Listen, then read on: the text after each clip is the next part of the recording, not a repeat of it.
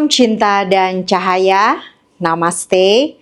Senang sekali saya, Yvonne Sutrisna, dapat kembali menjumpai sahabat Kriya Yoga Nusantara.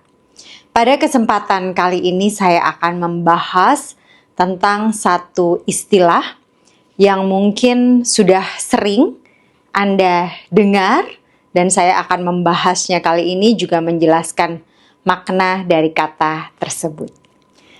Kata tersebut adalah moksa. Mungkin di video-video saya sebelumnya sering ketika saya berbicara tentang pencerahan, saya mengatakan bahwa tujuan kita dalam bermeditasi adalah untuk mengenal sang diri sejati, untuk penyatuan dalam yoga. Yoga sendiri kan artinya adalah penyatuan atau yuj dengan sang diri sejati. Kemudian ada 8 jalan kan menuju samadhi, tentu Anda masih ingat. Ada Astanga Yoga Patanjali, di mana tahapan-tahapannya 8 tahapnya paling akhir adalah samadhi. Sering saya juga mengatakan samadhi ini adalah identik juga dengan moksa. Atau mungkin Anda pernah mendengar pada cerita-cerita, kisah-kisah raja-raja kuno di Nusantara, seringkali dikisahkan mereka moksa, mereka mengalami moksa atau memasuki keadaan moksa. Nah, rupa-rupanya moksa ini menjadi satu tujuan agung atau tujuan suci dari para meditator dari zaman ke zaman, dari masa ke masa sampai hari ini pun moksa adalah satu tujuan atau satu goal dari para yogi. Moksa sendiri dari bahasa Sanskerta, dan kalau kita lihat memang bahasa-bahasa Sanskerta ini banyak yang memiliki kesamaan atau dipakai juga di Nusantara. Dan kalau kita perhatikan bahasa Sanskerta ini juga banyak dipakai di zaman-zaman Nusantara kuno. Salah satunya adalah moksa. Karena moksa sendiri sebenarnya dari bahasa Sanskerta yang berasal dari kata mukti. Karena itu juga ada istilah jivan mukti ya. Mukti sendiri artinya adalah pembebasan. Jadi moksa dari kata mukti yang artinya adalah terbebaskan. Jadi sama pembebasan, terbebaskan atau seseorang yang bermeditasi untuk mencapai pembebasan. Itu adalah moksa atau tujuan seorang yogi. Kadang-kadang moksa atau mukti ini diidentikan juga dengan nirvana atau surga terakhir dari para meditator atau para yogi, atau juga dengan nibbana, kalau dalam bahasa Pali disebut nibbana ya. Itu adalah tujuan akhir dari kita dengan melakukan sadhana-sadhana, praktek-praktek meditasi kita adalah untuk mencapai samadhi, pencerahan atau moksha atau mencapai nibbana atau nirvana.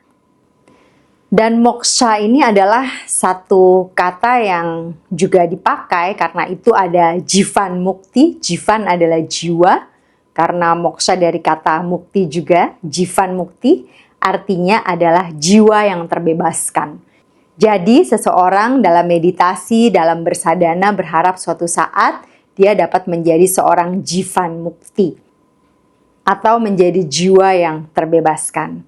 Nah, kalau dari tadi saya katakan tentang pembebasan, terbebaskan. Moksa artinya adalah terbebaskan. Terbebaskan dari apa? Mungkin itu adalah pertanyaan berikutnya. Terbebaskan dari siklus kelahiran dan kematian. Itu satu hal. Saya juga sudah menyinggung beberapa kali tentang samsara ya. Samsara artinya adalah siklus kelahiran dan kematian tanpa henti yang terus kita alami jika kita belum tercerahkan.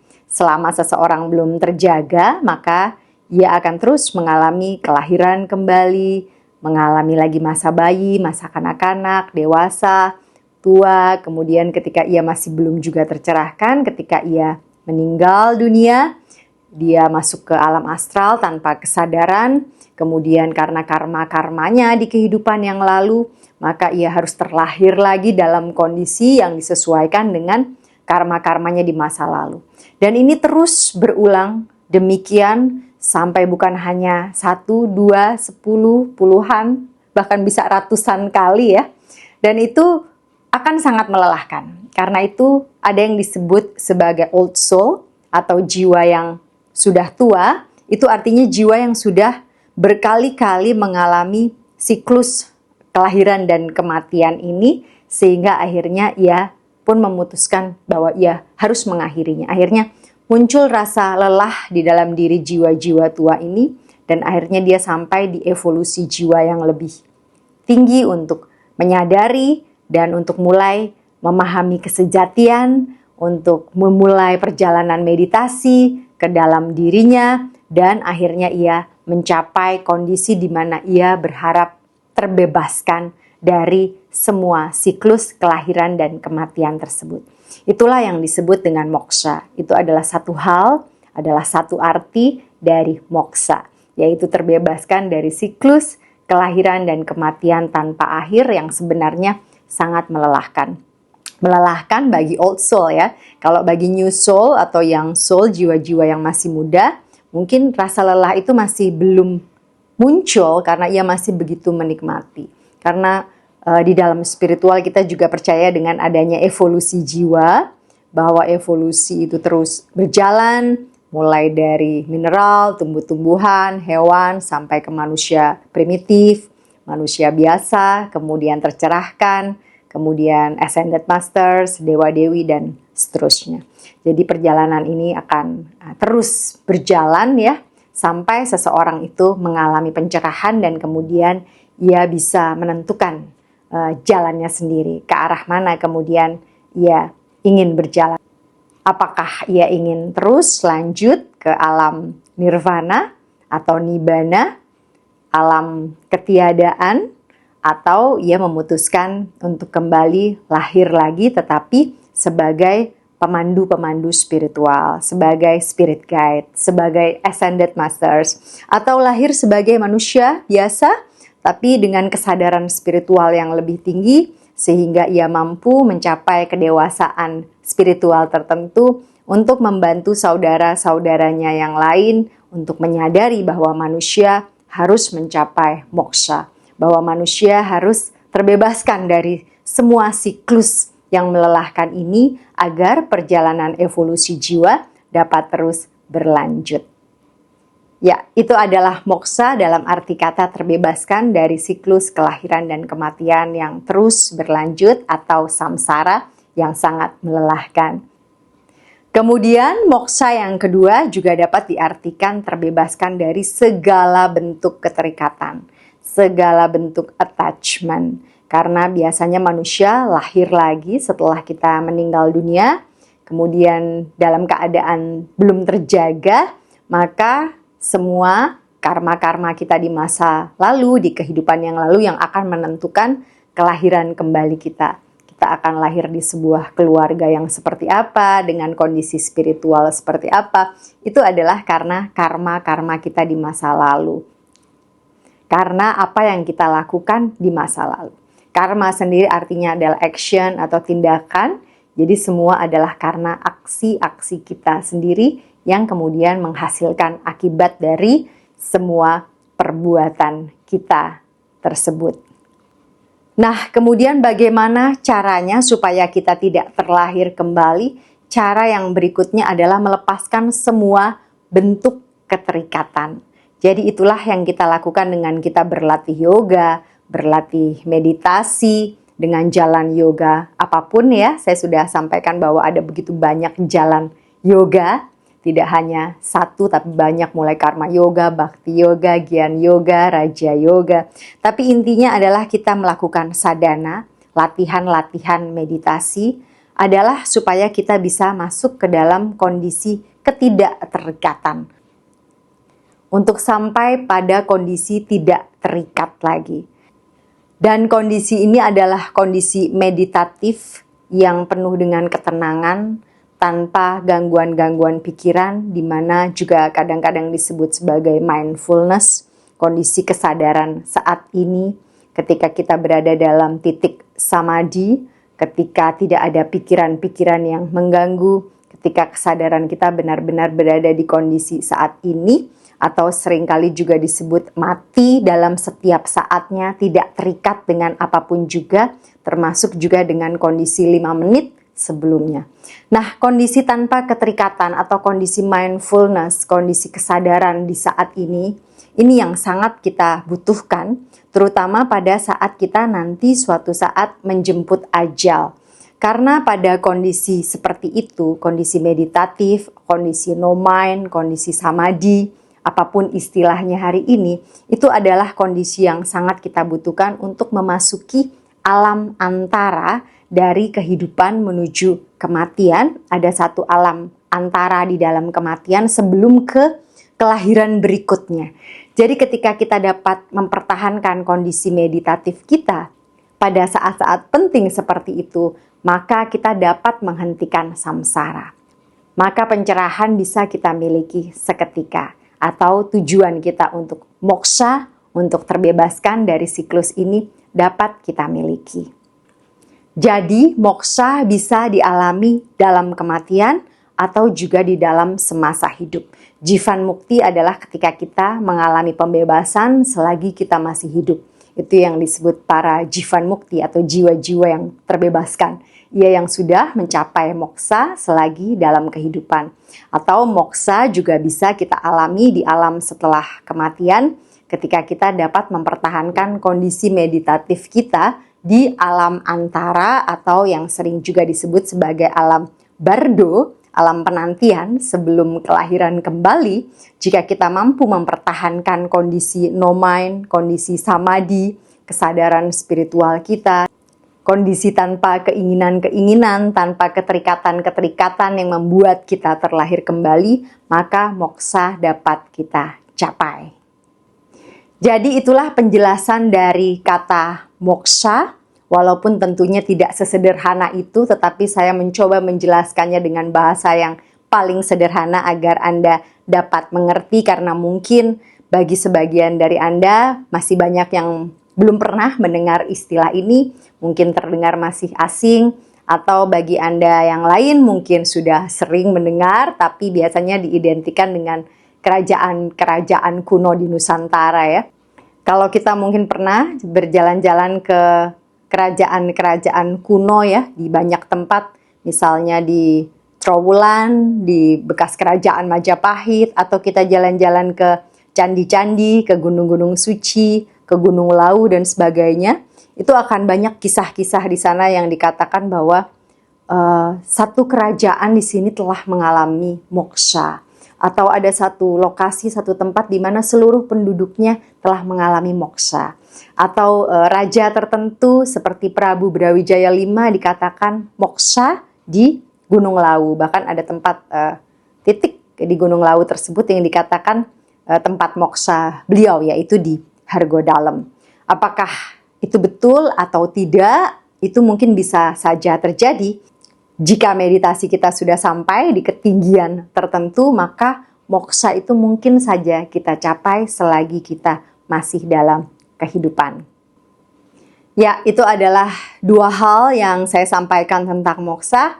Moksha selagi kita masih hidup, ataupun moksha yang dapat kita capai setelah kita meninggal dunia. Dan biasanya kalau para yogi-yogi mahir, yogi-yogi tingkat tinggi disebut juga mahasamadhi ya.